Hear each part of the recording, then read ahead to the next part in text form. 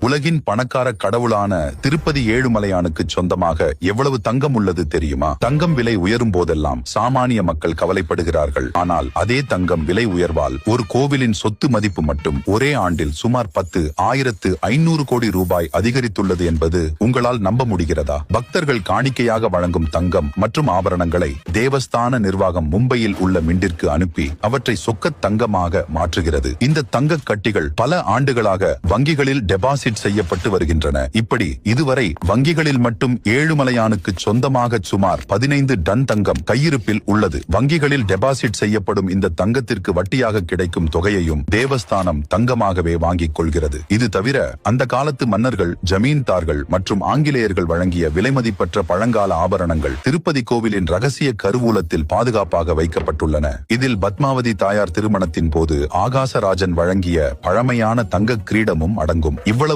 தங்கம் இருந்தும் பெருமாள் இன்றும் குபேரனிடம் வாங்கிய 1,11.4 மில்லியன் தங்க காசுகளுக்காக வட்டி கட்டி கொண்டிருக்கிறார் என்பது ஒரு ஆன்மீக ரகசியமாகும். பாதுகாப்பு காரணங்களுக்காக இந்த தங்க ஆபரணங்களின் முழு விவரத்தை தேவஸ்தானம் மிகவும் ரகசியமாக வைத்துள்ளது. உங்களுக்கு ஏழுமலையான் பிடிக்கும் என்றால் நமது சேனலை ஒரு சப்ஸ்கிரைப் செய்து கொள்ளுங்கள்.